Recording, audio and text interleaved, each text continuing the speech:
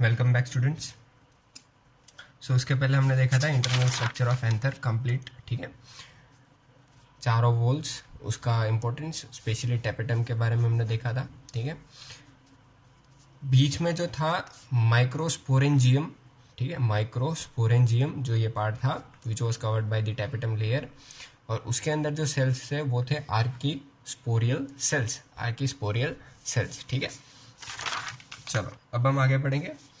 तो क्या करेंगे, अब हम कौन सा पार्ट पढ़ेंगे? हम पढ़ेंगे माइक्रोस्पोरोजिनेसिस, ठीक है, या फिर फॉर्मेशन ऑफ माइक्रोस्पोर्स। क्या कह सकते हैं इसको?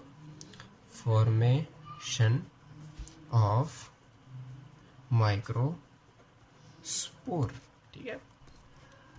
चलो ठीक है, सेम डायग्राम इसी को लेकर हम समझेंगे, बट मैं यहाँ पे छोटा सा बनाऊंगा, ठीक है, पूरा नहीं बनाऊंगा मैं, फिर आप यहाँ से समझ जाना। बना ही लेते।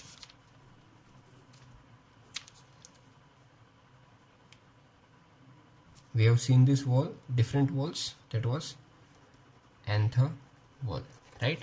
Remember? इसमें क्या था? ये किससे कवर्ड थी? टेपेटम लेयर से कवर्ड था, इफ यू रिमेंबर। तो इसको भी मैं बना नहीं रहा हूँ क्योंकि हमें पता है टेपेटम लेयर से क्या था। ये माइक्रोस्पोरेंजियम, ये जो था दिस वाज माइक्रोस्पोरेंजियम, और इसके अंदर tightly packed, very tightly packed cells भरे हुए थे, है ना। कौन से सेल्स थे ये? आर्कीस्पोरियल सेल्स, याद है ना। यहाँ पे बहुत कंजस्टेड था तो थोड़ा बड़ा यहाँ पे बना दिया, ठीक है।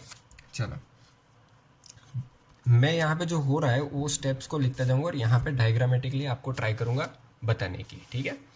चलो क्या हो रहा है, सबसे पहले एंथर की साइज बड़ी होगी, ठीक है। जैसे जैसे एंथर ग्रो होगा वैसे वैसे अंदर के सारे पार्ट्स ग्रो होंगे, बट माइक्रोस्पोरेंजियम में एक अलग चीज देखने को मिलेगी। पहले लिखते जाओ साथ साथ में। एज एंथर ग्रो, ठीक है, इट्स साइज इंक्रीज। अब एंथर में बात करें तो पूरा का पूरा एंथर ग्रो हो रहा है, ठीक है। इसमें माइक्रोस्पोरेंजियम खुद भी ग्रो हो रहा है, including microsporangium is also growing, ठीक है। तो कैसा देखने को मिलेगा? आई am just drawing microsporangium here. So microsporangium has grown up, the size of the microsporangium has increased, but the cells inside it has not increased its size. तो क्या हो गया? जगह बड़ी हो गई, अंदर जो भी भरा हुआ था वो अभी भी उतना ही है, तो क्या हो जाएगा? सबके बीच में जगह क्रिएट हो जाएगी, ठीक है।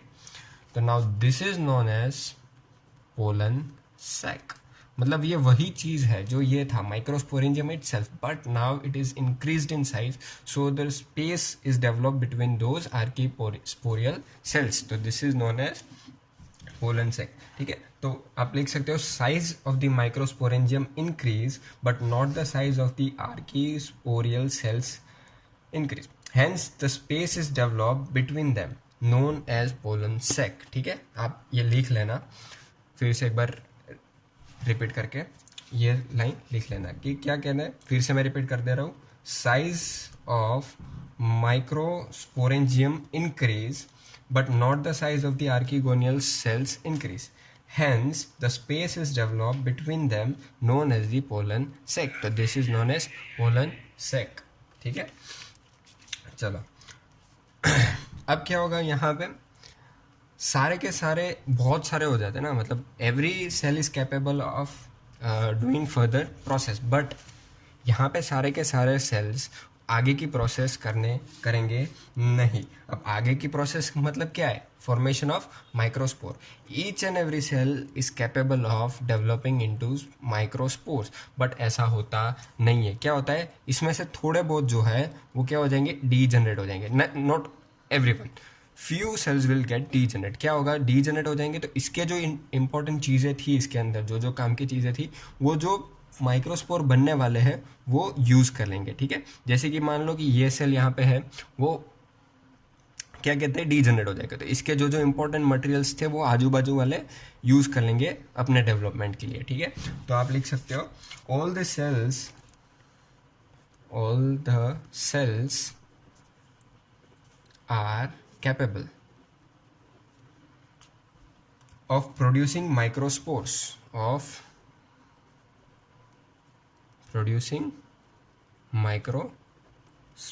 ठीक है। बट आप कंटिन्यू करना, but not all of them changes into microspores, some gets degenerate and it is used by the remaining cells, ठीक है। क्या हो जाएगा, बाकी के सेल्स इसको यूज कर लेंगे, ठीक है, ताकि इसका भी काम हो जाए। तो फिर नेक्स्ट स्टेप क्या हो जाएगा, पोलन से की साइज वही की वही रहेगी, but number of the cells archisporial cells will decrease। 4-5 बहुत सारे होते हैं, but as compare to pollen sac initially इसमें कम होंगे, ठीक है। चलो अब डायग्रामेटिकली समझते हैं कि आगे क्या होगा। ओके चलो क्या हुआ देखो। नाउ दिस कहाँ गया, ओके चलो ये सारे sales will be now known as MMC, that is known as microspore mother cells। हम पढ़ क्या रहे, फॉर्मेशन ऑफ माइक्रोस्पोर्स, ठीक है। अभी भी क्या मिला है हमें, microspore mother cell. Mother cell है तो इसके जो बच्चे होंगे या फिर इसके जो ऑफस्प्रिंग्स होंगे वो क्या हो जाएंगे, माइक्रोस्पोर। तो अब इसमें से अब प्रोसेस आगे बढ़ेगी किसकी, माइक्रोस्पोर मदर सेल। याद रखना this microspore mother cell is always diploid, okay। तो microspore mother cell is diploid in this condition. अब माइक्रोस्पोर मदर सेल को लेके हम आगे बढ़ेंगे, ठीक है।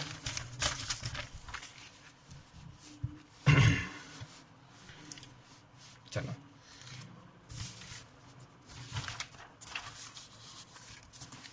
now what happens, see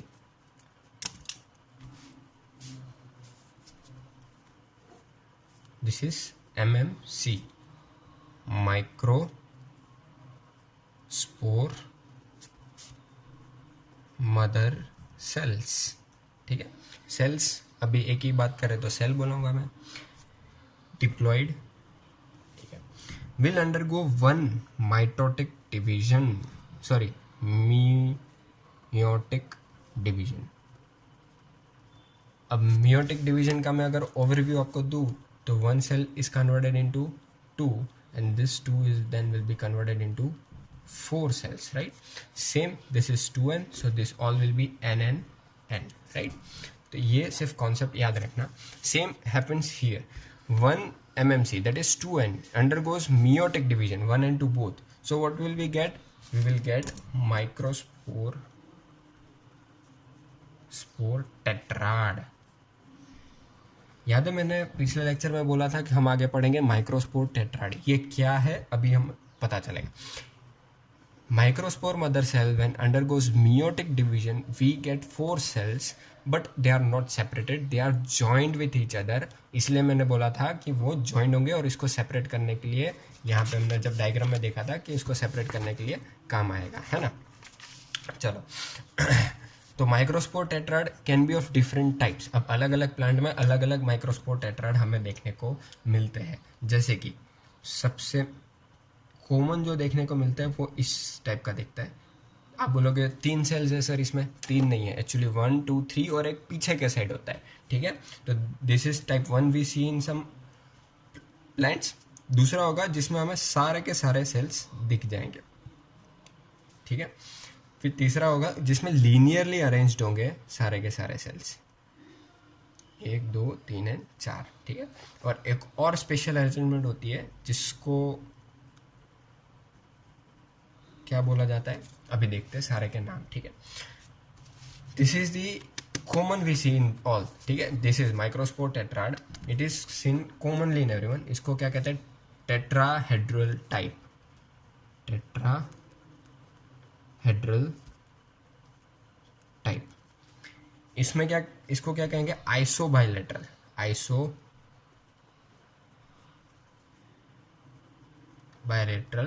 type, जिसमें लीनियर अरेंज्ड है उसको तो हम पता ही है, लीनियर टेट्राड। और ये एफ इंग्लिश का एफ शेप्ड या फिर और decussate type, DECUSATE type tetrad कहेंगे, ठीक है।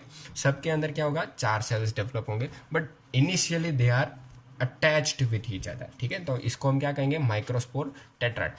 Any one can be seen in depending upon the types या फिर species of the plant, okay. So ज़्यादातर जो एंजियोस्पर्म में ज़्यादातर दिखता है, that is this commonly seen in most common in angiospermic plant. फिर क्या होगा, ये सारे चारों चार माइक्रोस्पोर अलग हो जाएंगे जो हमें मियोटिक में देखने को मिलता है। So now all of this 4 cells will be separated. तो हमें 4 सेल्स देखने को मिलेंगे, this are known as microspores, ठीक है। बट यहाँ पे एमएमसी जो था वो डिप्लॉइड था, ये क्या हो जाएगा, haploid, because it undergone meiotic division, ठीक है। ये क्या हो जाएगा, माइक्रोस्पोर्स। तो 4 माइक्रोस्पोर्स हमें एक ही एमएमसी से देखने को मिलेंगे, ठीक है। चलो अब आगे इसी से रिलेटेड जो टॉपिक है हम उसको कंटिन्यू करते हैं, that is formation of male gametophyte. अब तो इसके पहले वाला क्या था, आपको दिमाग में ऐसा कुछ आएगा, तो ये क्या था, तो मैं ये बोलूँगा this was the formation of microspores. Now microspore में से हमें मेल गैमेटोफाइट चाहिए, ठीक है। तो अभी भी वो देखना बाकी है। चलो तो अब इसके पहले जो हमने देखा था that was formation of microspores. Now from this microspore the formation of male gametophyte we will be studying. तो बेसिक अगर छोटी उसमें बात करें तो एमएमसी से हमें क्या मिला, टेट्राहेड्रल टेट्राड मिला, टेट्राड से हमें माइक्रोस्पोर्स मिले, है ना। अब मैं इसमें से एक माइक्रोस्पोर की बात आगे करूंगा, क्या होगा अब मैंने बोला ये सेल्स है, सेल होंगे तो ऑब्वियसली इसका साइटोप्लाज्म होगा कि नहीं, तो ऑब्वियसली होगा। So I am just taking one of it, one microspore, और उसमें क्या होगा, वो धीरे धीरे डेवलप होंगे। तो सेल है तो उसका न्यूक्लियस भी होगा, तो this is nucleus. If nucleus is present will also is a plasma membrane, so this is plasma membrane, ठीक है। प्लाज्मा मेम्ब्रेन के बाहर हमें एक लेयर देखने को मिलेगी, this layer is very unique, known as intine. क्या होगा इसका नाम, intine. Intine is composed of cellulose and pectin, tapetum जो सिक्रेट करता है, ठीक है। और इसके बाहर ये इंटाइन है, तो एक्साइन क्या होगा, तो एक और लेयर हमें देखने को मिलती है which is irregular in shape, ठीक है, जो पूरा माइक्रोस्पोर को कवर करके रखेगी।